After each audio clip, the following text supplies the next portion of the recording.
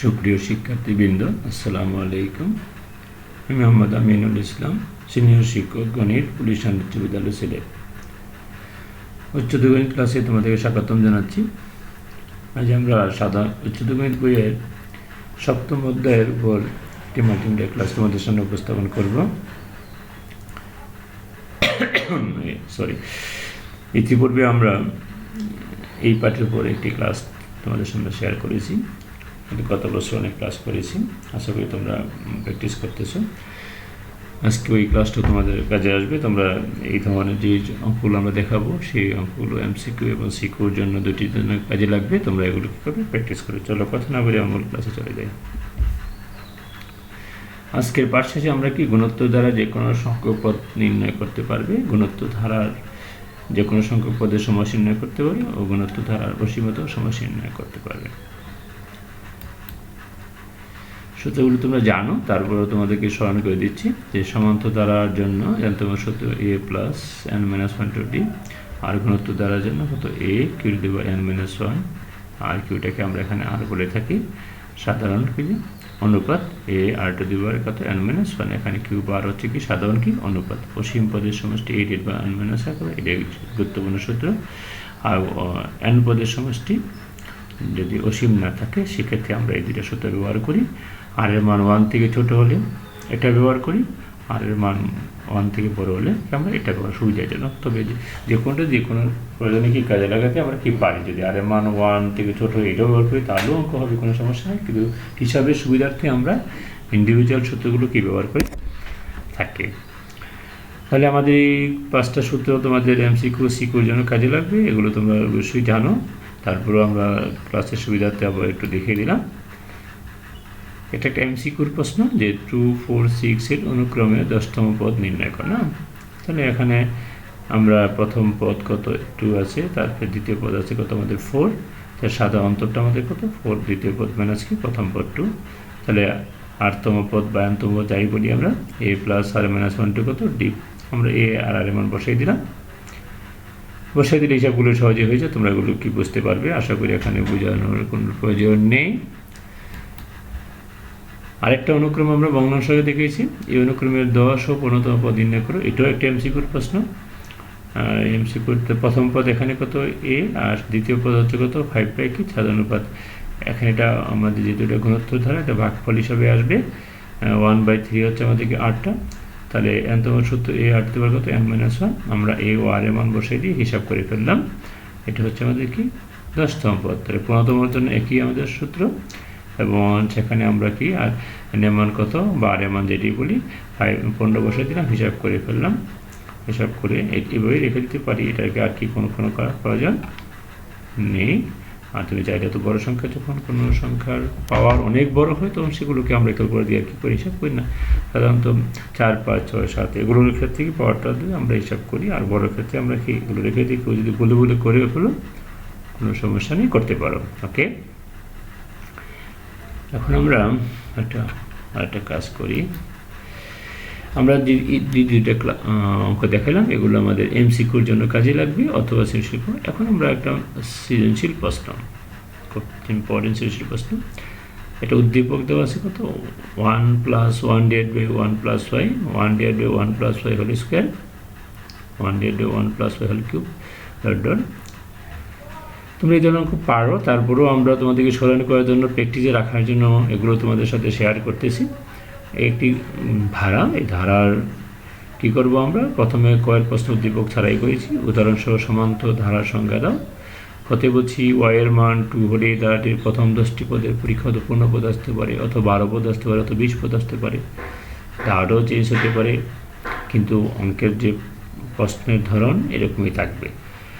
এর উপর কী শর্ত আরোপ করে ধারাটি অসীমত সমষ্টি থাকবে, সেই সমষ্টি নির্ণয় করো। খুবই ইম্পর্টেন্ট, এই ধরনের প্রশ্ন গতে করেই থাকে। হ্যাঁ, এটা আগেও বলেছি, আবারও বলতেছি, এই ধরনের যত প্রশ্ন আছে তোমরা কী করবে, ভিন্ন ধারার ভিন্ন উদ্দীপকের শর্ত আরোপ সাপেক্ষে অসীমত সমষ্টি শর্তগুলো এবং সমষ্টি নির্ণয় করবে। তাহলে আমরা সমান্তর ধারা কাকে বলে, কোনো ধারা যে কোনো দুটি পদ, পূর্ববর্তী পদ ও পরের পদের পার্থক্য সবসময় সমান থাকে তাকে সমান্তর ধারা বলে, সবাই জানো। এখানে একটা উদাহরণ সাজিয়ে ব্যাখ্যা করেছি। আশা করি এটা বুঝবে। যেমন 6 থেকে 3 গেলে থাকে 3, 9 থেকে 6 গেলে থাকে 3, 12 থেকে 9 গেলে থাকে 3, 15 থেকে 12 গেলে কত 3। শুধু এটি সমান্তর কি ধারণা। আর যদি ভাগফল সমান হয় তাহলে গুণোত্তর দ্বারা তোমরা জানো। তাহলে আমরা সমাধান উদাহরণ দিলাম। ক্ষয়ের উত্তরটা করি। আমরা ধারাটা প্রথম লিখলাম, বলছে ওয়ার মান 2, তাহলে ওয়ার মান 2 বসাই দিলাম, ব্যাস জাস্ট বসাইলাম। তাহলে 2 কত 3, 3 স্কোয়ার, তারপর 3 রেখে দিই আমরা। তুমি চাইলে 9 27 লিখতে পারো, কোনো সমস্যা নেই, রেখে ওই থাকুক, এতে আমাদের কাজ চলবে। তাহলে আমরা প্রথম পদ এখানে 1, তারপরে সাধারণ কত আমাদের কত এখানে, দ্বিতীয় পদ বা কত আমাদের দ্বিতীয় পদ বা কত, প্রথম পদ 1/3, এটা 1 থেকে কি ছোট। তাহলে 1 থেকে ছোট হলে আমাদের সূত্র যে বলছিলাম আমাদের কত a into 1 minus r to the power n divide by 1 minus কি r। ওকে, এই সূত্র আমরা বসিয়ে দিলাম। তো আমরা প্রথম পদ 1 আর r এর মান কত 3, আর তো কিছুই নেই, জাস্ট বসাইলাম। আর আমাদের এখানে 10 পদ যদি বসে তাহলে n এর মান কত, আমরা 10 বসিয়ে দিলাম। বসে একটু হিসাব নিকাশ করবো, আর কিছুই নেই, জটিল হিসাব না, সহজ। তাহলে আমরা হিসাব করলাম, এখানে নিচে যা আছে তাই, উপরে 1 টু লেখার প্রয়োজন নেই। আমরা চাইলে এটাকে 10 সংখ্যাটাকে 10 two the power 3 two the পাওয়ার 10 রেখে দিতে পারি। একটু করলাম, করে এত আনলাম, তারপরে লসাগু করলে 1 দ্বারা গুণ করলে এটা হয়। তারপরে নিচেও 3 একে 3 এক থেকে কত 2/3 থেকে বুঝে, তোমরা যারা বুঝে না তারা খেয়াল করতে পারো। তাহলে 3 উল্টে দিলাম 3/2, আর এটা নিয়ে উল্টে দিয়ে ফেললাম। এই হিসাবটা তুমি তোমার মতো করতে পারো, কোনো সমস্যা নেই, হিসাব করলে এটা হয়ে যায়। অথবা তুমি 3 টু দি পাওয়ার 10 এর মান রেখেও অঙ্কটা কি একটা সুন্দর কি অ্যান্সার আনতে পারো, তাতেও কোনো ফুল নাম্বার কি পেয়ে যাবে। তাহলে আমরা সমষ্টি নির্ণয় সূত্র দিয়ে আমরা কী করো 10টি পদের সমষ্টি নির্ণয় করে ফেললাম।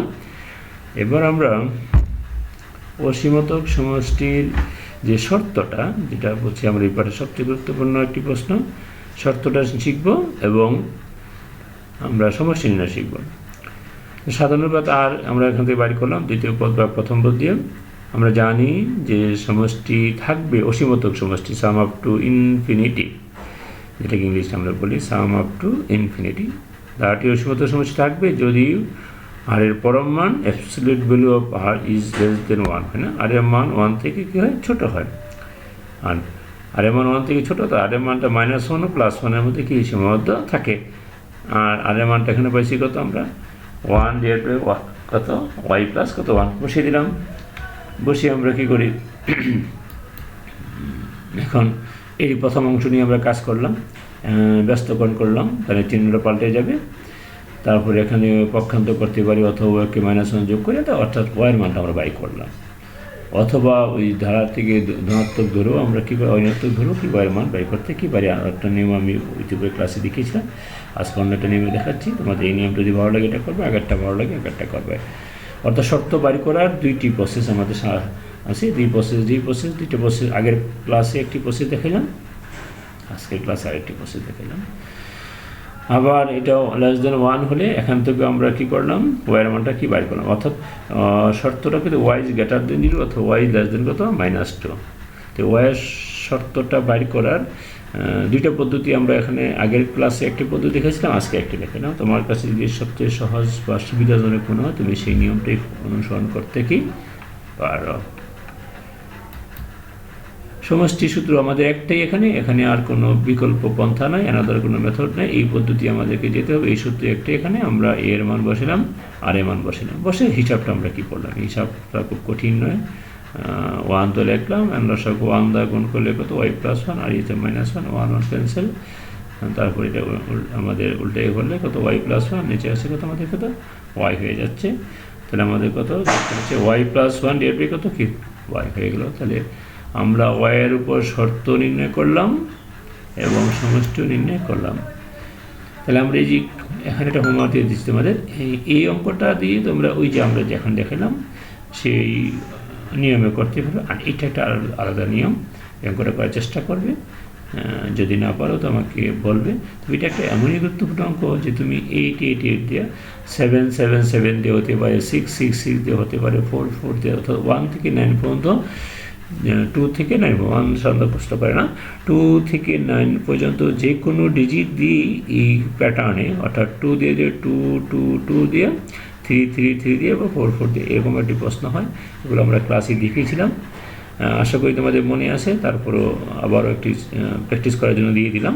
তো দুইটা প্রশ্ন তোমরা কী করবে, দুইটি উদ্দীপক দিয়ে দিলাম, দুইটা উদ্দীপক থেকে দুটি মিলে একটি উদ্দীপক, দুইটা প্যাটার্ন দুই রকম। প্রথম উদ্দীপকের প্রথম অংশটা আমি একটু আলোচনা করে দেখিয়ে দিয়েছি, আর দ্বিতীয়টা এখন দেখাইনি, আগে ক্লাসে দেখেছি ফিজিক্যাল ক্লাসে, এই জন্য দেখালাম না। আশা করি তোমরা পারবে, তারপর না পারলে জানাবে, আমরা পরবর্তী ক্লাসে করে দেওয়ার চেষ্টা করব, বা স্কুল খুললেও তো আমরা ফিজিক্যালি ক্লাস করার সুযোগ পাবো, সেখানেও আমরা তোমাদের এগুলো শেয়ার করতে পারবো। সকলকে ধন্যবাদ জানাচ্ছি, সকলের মঙ্গল কামনা করে আজকে এখানেই শেষ করছি। আল্লাহ হাফিজ।